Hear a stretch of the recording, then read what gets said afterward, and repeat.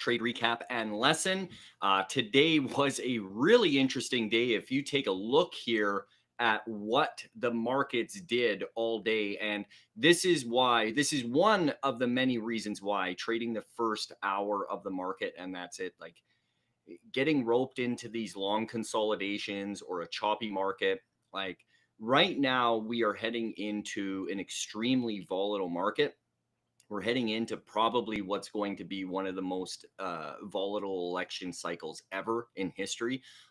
We have about a week left, and it's probably about to get really crazy. So the market doesn't know what to do, especially smart money. They don't know what to do. And I did a video lesson years and years ago. This is probably 5, 6, maybe even 7 years ago, about what it looks like when institutional money is kind of like dried up in the market and they're just kind of at a standstill.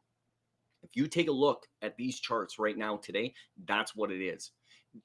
This is all retail money. That's all it is. Very low volume on both Qs and SPY, because it's all retail. It's all retail trading it like it's just a regular day, and it isn't. We're coming into a hot election that's coming up, and really nobody knows what's going to happen, right?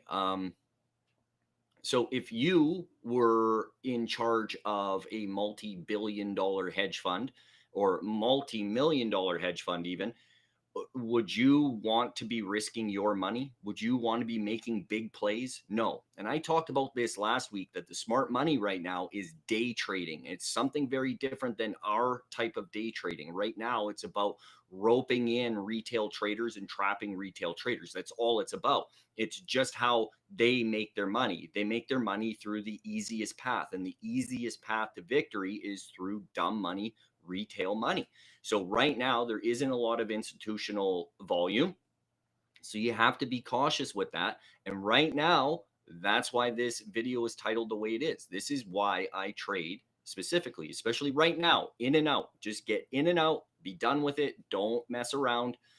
In and out, be done with the day and book it, man. Like, don't come back. Don't even look at the charts. It doesn't matter. So let's go over today's trade. So took a couple of trades, and I'm going to zoom in here on SPY. And SPY had a very traditional trick trades setup, which is what I call trend formation.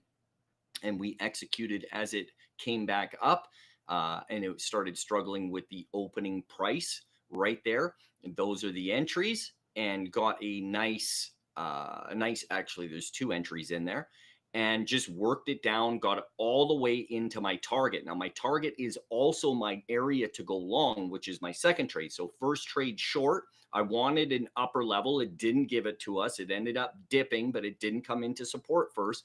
So when it rebounds back up and starts tapping out, you can tell that it doesn't want to go any higher.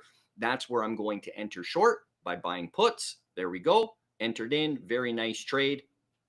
And on this one here, locking in $3,030. So really, really nice trade. Secondary trade opportunity is the long. Now, I missed this long wash right here into the level. I was actually giving a lesson on screen share, but I got it on confirmation right here. And then it's a matter of watching and really taking a look. Now, there's more to it than what you're seeing. It's not just a trade of confirmation into this level. Now, it's also remounting, and that's what it's doing.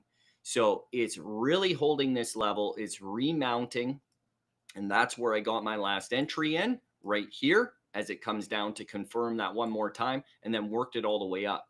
Now, a member had taken the trade early in here, and I advised against that. Now, normally speaking, that level right there where he entered down into the level that we were watching is only 36 cents away.